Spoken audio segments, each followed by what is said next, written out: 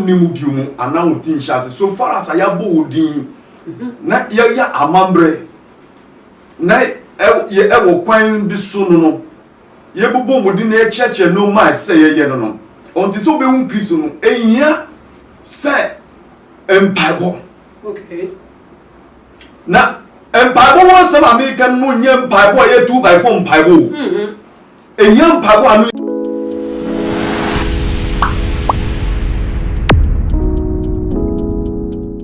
Ebusua bia wo ade a ede fie ho ebi de ye nkonya ebi de ye abosom tete no ye nananom ekodi suman bi betu fie sanka ebebo ebusua no ho ban nanso ebe wie chire no na edi ebusua ni nya ebi de ye awo ebi de ye aware ebi ye adwuma enye yie ebi kwantumi ntukwai na ne time with prophet jumedie e na me de beso mo ye be hwehwe mu abisa se impose wuti amanone na wudie afori muchia na na se altar no wo menhu a se obukosu na obugu nsabo udin a eye adwuma na obitumi ka se media me won kran ha abonsomfie oni kunyefie o menko eni ti ye bomidingu altar no so kra enye adwuma se mede me hu ama Kristo ene ye nya apostle panyin wo fie a ye ni betwetwe nkomo obekirechire ye mu impose ebusuo ne ka bibi na se edi wunya kwan be na wo befa so ade wo hu afimu altar na ye ka no chese eyade bi emu oduye pa edi amanfo nya ene ehu komo na ye ba betwetwe media megiswa ne mamia madubia ene aforimuchi a eye ebusua aforimuchi a edi ye nya no ye betwetwe komo nya bre na hwe ye ne tie ye na nso fa efutu obi fimu metwa me husima abasisi a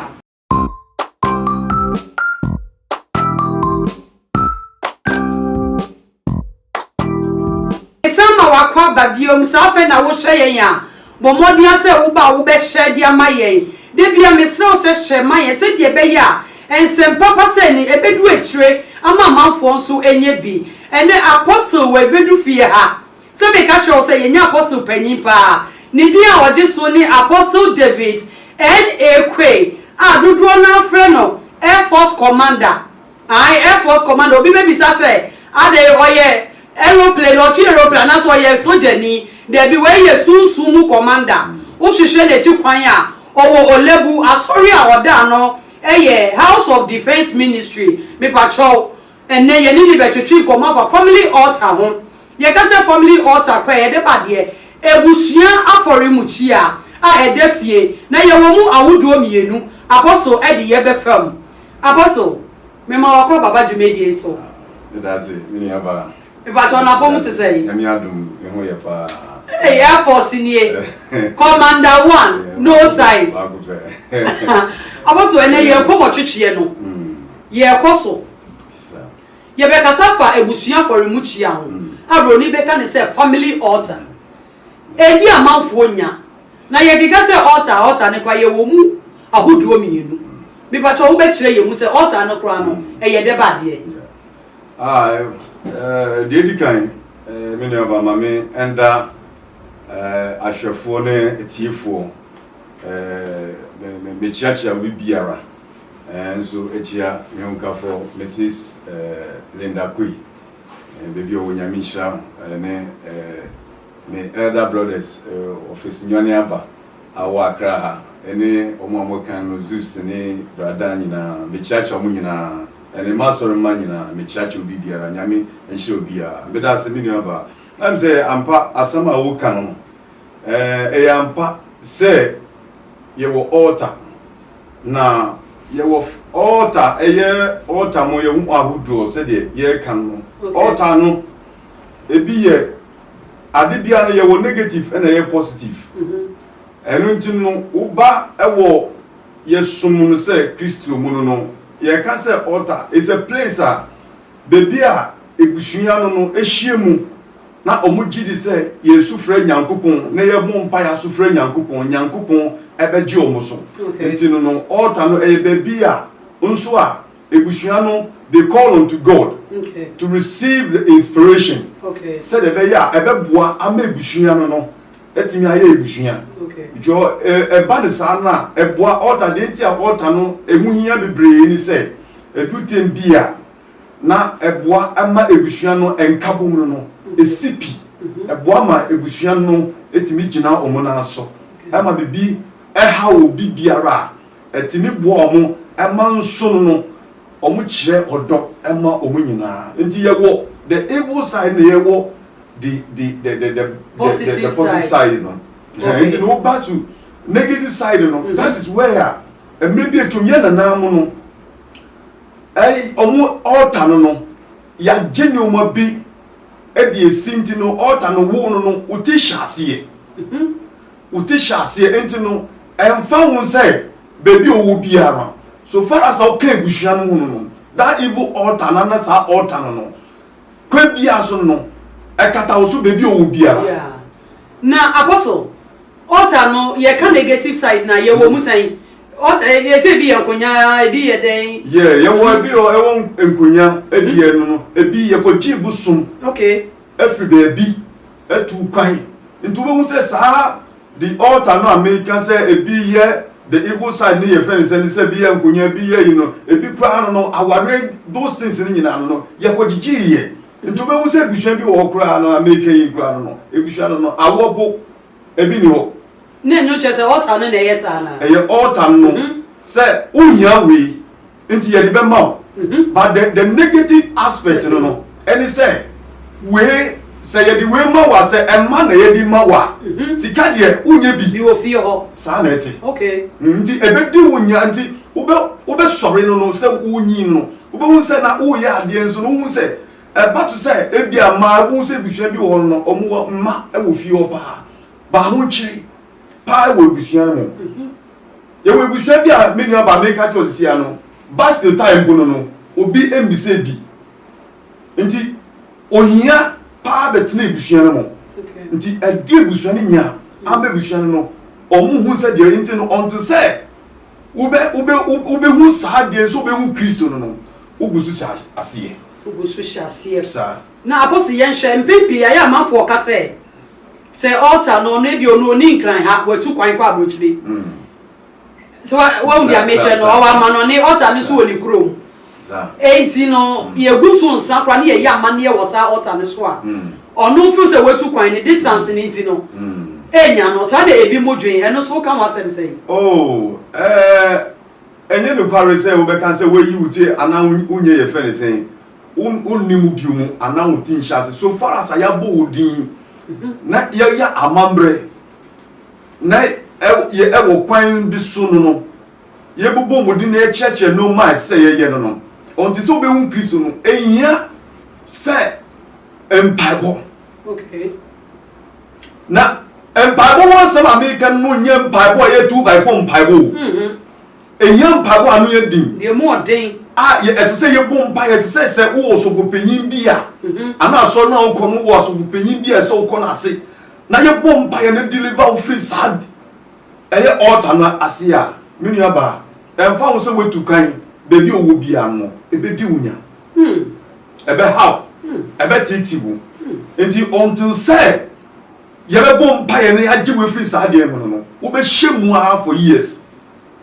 really wo be shemu for years obe fi se bia e na de ba ko e wo mu no se obi si nyamesum no ye sum nso no obi nyiri no hu nkwa asori yi anya asori ko no se wa kwa asori no wa ko tenase enu an se woti nyame ase no ase no ko woti no kwa no e se otu ha na mo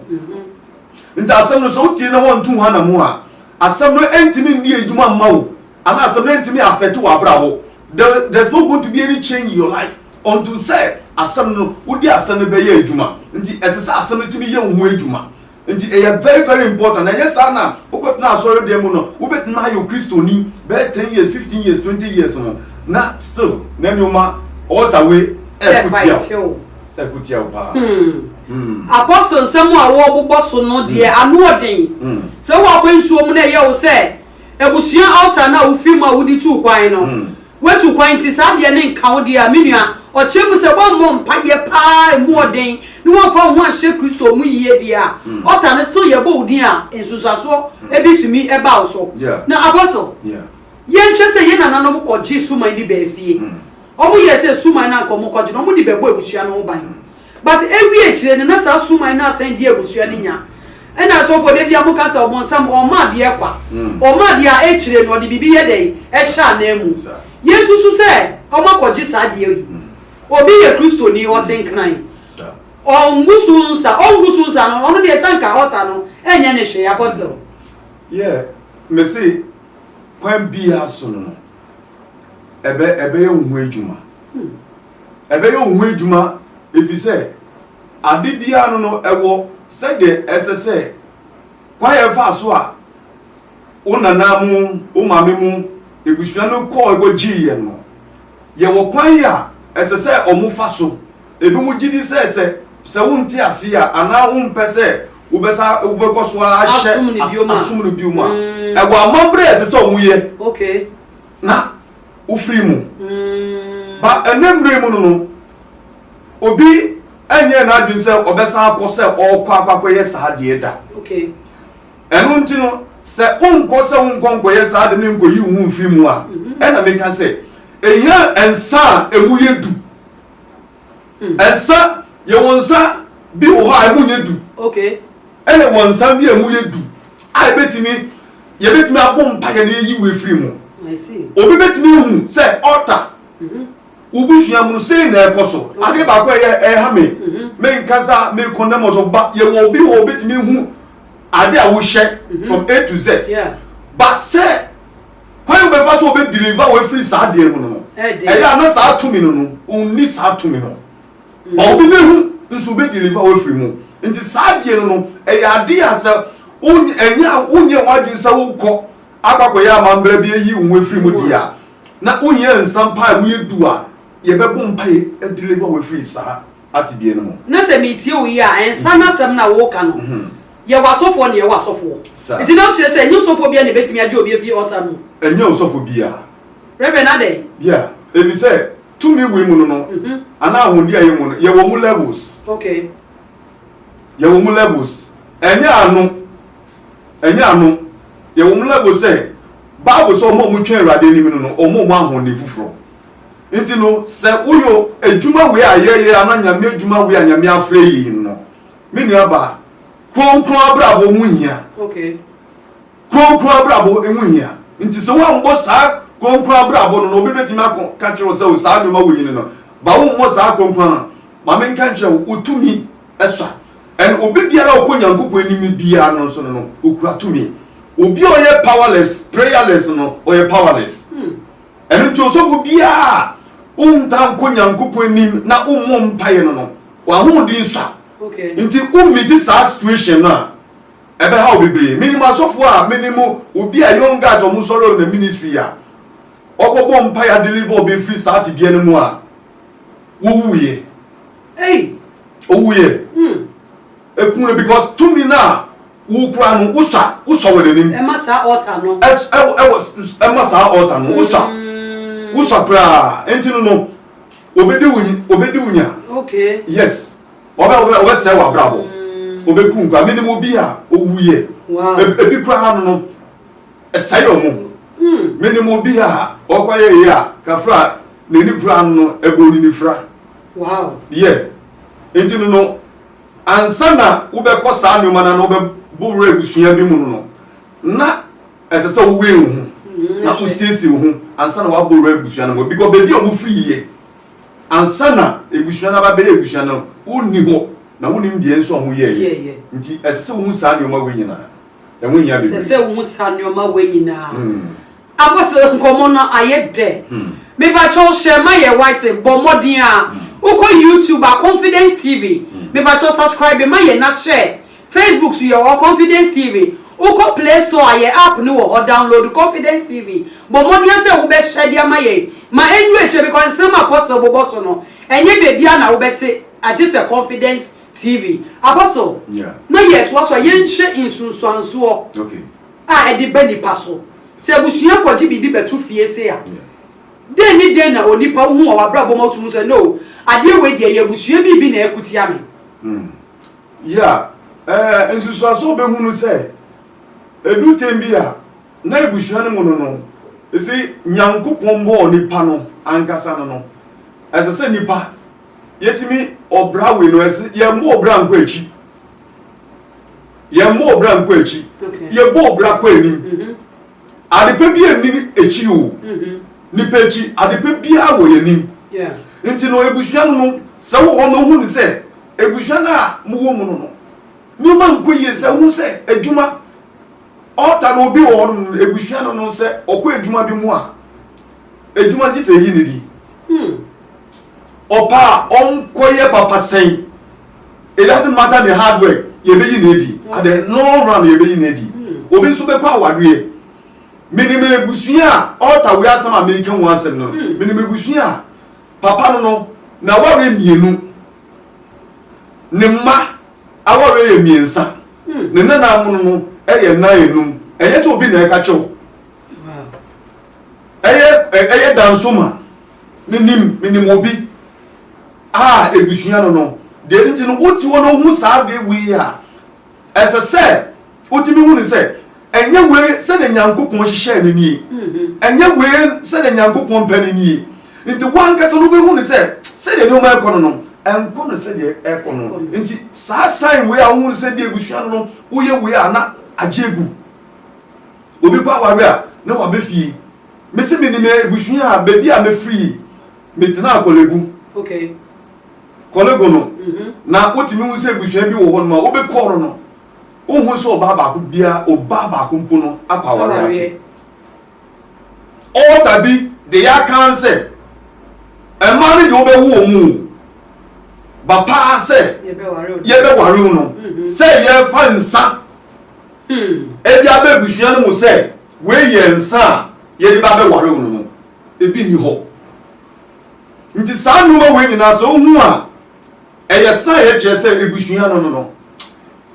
bibi koso enu tuna benyifo kan se bi se otu na tibu nso mu na wo twi na se ma na bibi kremu nti altar no ya dey very important because who can Genesis chapter 8 no over 20 no say no oka about Noah build the ark no nti who can no sha Bible say na Noah after so building ark no nyina no wi ye no Bible say nyame ka ten say wonye altar and it was only nibusua nti altar ni di bu ebusua na ebusua no na ebusua ni tumpon they were living in peace no mo wo abrabo na ekuyi nti so we ebusua bi na say no man kuyi a na say altar ebusua bia altar wo mu ebusua bia altar wo mu there is an altar in every family. Maybe what as see here no. We can decide to build an altar here. Yeah. Enti say who ba build the altar no. Yeah. Who jinyankopon dey say altar na wo build no. Ebe buama wa brabo esi. Enti no say who build no say foundation na wo build the altar no enso very very important. Yeah. Enti say one building altar no na enye nyame akwan so a ade bia no e wo effect e wo nipa bia so ade bia wo ye bia wasase we so no e wo no nso aso apostle say ade bia wo ye ne wasase so bia no e wo ni sunsanso nkomo no ayede na ye twa ye wusima abasesi a ye ba ye be hwe kwan a ye betimi afaso ade ye ho efi apamwe mu ye twa ye ho abasesi a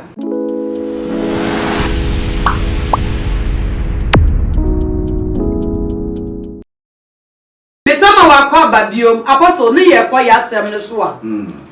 eye altar asem a ye ka ebusua altar edi amafo nya wabubo nsem bebre so se wa ba ye hu se so biti amano ne kra na se wa mum paye ni nyome mu anya dia altar na so edi ni nya ekutia no na esan ni oma bebre oni fa brabo se ye nhwe kwan a obi eti hye sa altar yase a obefa so ade ne ho ye nhwe sa kwan yeah, you know what I say. Kwaya as I say, Ofaso, the Eddie kind of say, Christo, Utumi a day in a year. Bibles, I come with John chapter 10, so Bonifo no bias will be we are, no, we come now say. But Christo, the old bias will be my young quan, and year. And the Nipa and Sana altar where I can wait me, a you with your free as I say, we are born again. Okay. You have to be born again. Yeah, number one. Yeah. And he said, when you're born again, very difficult. And indeed, and John 14 or can also known and air quan. Yeah. No quan no quan. Indeed, obin to me where Jan changes on no Christmas. Yeah. Indeed, Nipa say, open so be free. I just say, I'll be you who free, sir. Altar we are sending. And a medical say, Daddy kind no. You have to be born again. And so for Christ, say, Ukra no wa jinkwa. Say, one for Christ, say, Ukra no wa jinkwa. You are power, you cannot do anything. Okay. Until 2 minutes, if you hope. Until no say, over for Christ, say, Ukra no wa jinkwa. That is where Ube born again, say, Afe, Yebebo usuni sa wenyi na no. Na Afe, unyan chire. Okay. Yet all unyan chire. So one young church and church for you to assess your life. Yeah. For you to see, say, Kwan we so menam, kwan we so na, ensa se menam we na, kwan menam so no we na muame. Nti no, asam church na yebe ma no, eba ma we position wo in the Lord. Okay. Say nye sa dia, ebe difficult for you to come out from that altar. Na se eba no so sa na sancheche no so ye ma wo wie a eno nti na se ukona se ye be deliver wana for deliverance a eya ye bisa nsem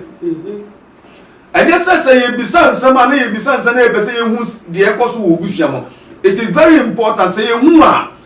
that is how we can able to identify the source no. Okay. Say ye bisa wa ebi wo no na so beka bia odi for emu yen so be bisa wo. Okay. But do tem bia ensem bi wo na emu yen se ye bisa wo. Say ye bisa wa na ucheche na ye hu say say na efri. It is say obi ewo your friend say marriage spiritual marriage. Edu tem bia you ask obi bisa nsem bia obi bisa no. You say mami fa enfanto woman bi ba me chemre bi na problem no di ba ye na enye awo asenti no di ba ye ba na eye se obi abewia na ade because nyame efa me so ma me bon pa ye oye bewia obi ade ma me bon pa ye e ma nipa kro no sango no e ba ye. Okay. To come and confess. Because of that testimony that the guy gave no power no Emma onu so ye be wi ana no kan say wo so ko pinyin na wo ko ni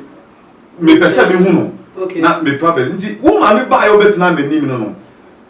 e na nyame hu konkon ka kire me say ni problem no any say oyin awo. Okay. Ba na ye nu nti no di ba ye wo ti asenti no de mi Emma me kan we ni na me say edu tem bia obi betine ba aba betina we nim na enso no na on kan the problem no ubetini hu nti me ka che ni say no o problem nti na guy na woni ni ba ye no on say ota di abofra bi e de ko na ejuma mo ho no. Okay. So people around there no talk say ne ba no sa no wo ye but we worry about more than 10 years. Mami wa make we di for pa che say obi but na all like a problem we no. Nti me ka chen say de me hu ni say me hu sa na ju bia oda hu bi ne beda. Okay. Nti because of that no awo pa de say ya deliver na enya ade obetimi awo. Nti ampa o confess cancer no correct ni problem no every day bia. No. So bi ne beda. Na aboso mi twa wa no baby a wo ka say yi no ye hwe eye friend say eye altar no ebi tumi yes a efiefo na tumi bi yes a no obi koda e ware obi osunsun you ware obi osunsun no you see they are connected. Abeifo busum ankonya ni sa no ma wo nyina no they are all linked together, they work together. Okay. Nti say be ye bi efa ne say ubusua mo na be ye bi free baby na say ye ya omo timi ba na omo baby sa permission ofie na kwa ba be ye de say obeye. Okay. Nti ni sa no ma no sa altar no obi timi kreti ma awo pa ya awo no ntimi muda nti woman we a wo hwe woman we no sike wo fie de ba wo de na wo laki ota ni edi ni ota no edi ni nya enti se na me ka no enti no se wo be ye born again no nya nchiachi a na afi no that is where nchiachi ne mu no esese ye be chew se bebi e yedu no o problem ni say enti no esese ye bo mpa ye ma enti no ebi o no kwa no emutumi twa fasting okay say dia 3 days and 1 week because adidie ni wa eda o sa kwa wo mzi ye kan kra Yesu kan say ade we die ya konchen ne mpa ani mpa bo enti untimi en sorry say uko mpa ye ka fra go yes across mpa bo bi dabi and the one shey ye hwe woni su krama woni su abrew enti mpa bo bi pa de e mpa bo traveling prayer abo amuye din enti no say ye twa be fasting ma wa esese otumi ye because fasting no ebeboa ma spiritual life no wetimi agina and a second no hunam no ebebubu okay uti ase no hunam ye mra na fi spiritual and you became very strong okay uti ase na ye gina so ne ya bom paye ne ye deliver wo free sa tibie no enti no say wa fa sa kwan sa nsam a make yin no sa wa fa wa be ye born again na so officer uti abrochi uti baby no o kan wa no tra say me de ni nkofie nti mpa na ye yi no me de mfa me ho de omu ye no mo ye masa wo bua se na wo hu a e china no no wo be hu na wo nti ase a me se china wo be ti ase abo se wo nsem de mudo e komo we de yetimi wie ni ne o because all time e broad like eson ye be san e da foforo be hia ye be san komu na no ye be ko positive side say ye be di all time erade e dey for so dey wo so be the negative no di amafo nyamo e ti na ma mi ma ye bo no pa minim emma egusua bia say the na medical e kire wono no sa altar na no wo ama ohia aba beto egusua ne wono no eyenya omo they've never experienced a dear friend say nini enigie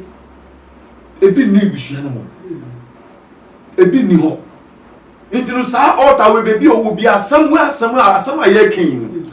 me nua ba ma me ma me bebi owo bia no for some we very serious na sorry this is a time for you say one ye bibi amfa won na ebe how dachi na ene ebi ana wo ma a wo emu ne no say ye ma me no ye na muhu sa kwan we a ena me chiete sansan we a anka nenka bia ya koye ni nchense de eti be nam se wo hu sa nyo ma no ntino egusu ekutia wo bi ka say me e born again me ma fa Kristo be gusu adentina nyo ma we be si enye anu so wa fa Kristo so wa ukra no wa jenkwa but as I say otum ha na mo you have to be doers of the word of God nyame asem no tumi wo mu nyame asem na betimi ajewu it is wa ma nyame asem na antintim wa brabo mu a enu ntina trust ma yeti ase in the book of Psalm 1 no o say nyame aso bibia o tie nyankopon asem no na oye asem no yefuo no o te say dua esusu bontin sa dua no na ba nwoda ebe ye funfun nti obi bia wa be fa Kristo so akwa wo tun anamo no Jesus, God will deliver you from your situation. Amen. Automatically. Na abosi ye di asem no eba ewie ye no. Obi so tumi ka say altar woni fie pa. Aboso me konya bibia wo obi. Basi odi yi. Enti olufu se ni fie konya na ebo ano. Eno so be ka ne say. Isi adibia no said na me kan che o say adibia e wo positive na e wo negative. Yeah. Obonifo no wo ye adwuma. Ono obe peja wo ohun se o peja wo do uko ba se o ja o mu a na se o ja o mu no be hwu ho no a wa se be ye mo bo omo kaye be mu anapum sa enti no se ofi se asema ye kan no e ya good na se uti wo na wan hwehwe kwan yo be fa so obe yi uti efi mu na obe hu se wudi yi but sa ne pakona me se odi yi no also odi yi no me se olaka ade bi e wona abrabo odi be bia na wo hye altar egusua altar hu asem aye kan no me say still ade bi edi ninya e wo na abrabo ma me fa ye mfato wo the book of Luke chapter 18 the Bible said na Yesu sa the rich man no obehia Yesu no yeah o se meye be na metimi anya soro ahiman mu na Yesu Kristo kire no kwan no say o se and here wo no kodi mrasam no so shrasam na Bible e ka no kona kodi so na papa de bua Yesu say mrasam de me di mrasam no so efe me nkoda abre mu na me di mrasam no so yeah ba Yesu Kristo e bua ne say de o kana yampa Yes, going to me for the BNC. He's a prophet. Yeah. He's a teacher. Or operating in the giving to me find and see no. But or see now a coward there back. You may think you are moving for your things are going on, but me say a coward there back be. Yeah. Nti sa there back no. Se wan bom paye. Ayi mu mfuma. Me say the one ye ni nyina no. Ni nyina na wiye no. You will come to square zero. Minimum be that because of that altar. Me see, what cars very mean so cargo trucks are loaded by your do co to go in fan at the back. But ne, Mama, car back upon you. Yes, I'll be like I told me see, car back kumpo in you home. You know, altar is a new money. Altar on Sunday, you want to I best say, I best overfeed and I best say, what bravo. And then that's I am mobile. Intino, send them baby out to be a send neck as some I you know. Men fan are good here. I did win your pa. I did win ya. About where the idea come on no eba ye just say Yereno. I come on so I de me ya we were so do last word like you better to us same way to be because all the name so. Ya bugo bisu ye ebi just ye time ni tia da o be san ba biom ye be san ne wa twetwe san komo ni biom ne no kwa ye remu deep akofa san fro aba be ka ho me ba cho fa last word ma obi biara wo tie o say altar e da ye fie no e kwan ya ye be fa so ye betimi ade ye fa last word ma hwefo ma hwefo as the American any say baby o wo bia no me see altar e wo ehwe bia na ese ya abrabo edi enya ama ne nti bebi wo bia no me se sorry na hwehwe Nyankopon chiri kwan ansa na wadi wo hu se wa hwehwe Nyankopon chiri kwan a ebe ye dey so be free sa no mi wi ase e say de ene otimu no wa ma woni ambre ma wa sorry a hwehwe kwan yo be fa so be yi wuti free a that chimbi no de ohu bia ne no enye wu unkuto na be afetu mama nti sobe ne na se Kristo no hu Kristo a hwehwe Kristo chiri kwan fa huma Kristo na sorry me ye asori ko fo keke se wo kwa sorry be born again believe in the word of God tu anamo na hwe Nyankopon chiri na mpago bompaye twa Nyankopon enim no edu te bia ehua directions bia go before the man of God ebi o yebe no direction to go do it to anamo ebi e for the but for the go before God na make sure say we we a Nyankopon atasuri atumi nyina ekura ne nsem no obi yi we free sa no mi wi ase obeyi we fi no mi ase apostle nyame Israel Apostle David N.A. Quay edin adodo na de friend ne say Air Force Commander ye ka Air Force Commander oye number 1 ono pe asofo mu nyina PSC no oda asori a Nididi House of Defense Ministry ewo Olebu se wo hwehwe apostle echi akwan na pese woni ne twi nkomo altar bi etetewo wo wotumi hu se abrabo ya wo boye koyi ya me patcho fra apostle ewo number yi so 0243 75 39 62 Mrs. Subio 0243 75 39 62 fra apostle wo so na obejo fefefe no ma bua ama watumi ade wo ho altar na ye kan wa sense na mfe ni agro me so tu one among na ehu ye nu mu bi baby ayafa ayewrade agye efi ebusua pam na ebusua no miemu no se ye Yesu achi kwan ne hwehwe ya anka me maame amanka me nti sei eti me show say ensemu apostle aka no enfa ne tra na koso ahye ma ye mun share sa na obi su enye bi mun kwa ye social media handles ni nyina Confidence TV uka afa comment so bra ye be kenkan e dia ma and next time with Prophet Jumedi a me de bre mo no aha na me di besi na me koso adam asese de bia mo gi bre eni adagye e de hwe ye nyame onhira mo me di ni maame ama edubia de hye adakem no eye enfifi mu yima wo hia me babia na ofre me so a meje wo so me da me production crew na say Henry Kwame Time Cynthia nyame enhira mo se mu chinchim afidie no eme ye di dwumedie no eba so nyame enka mo ho da sene adofo no ye besa no mu ahia ye wone da sene bye bye.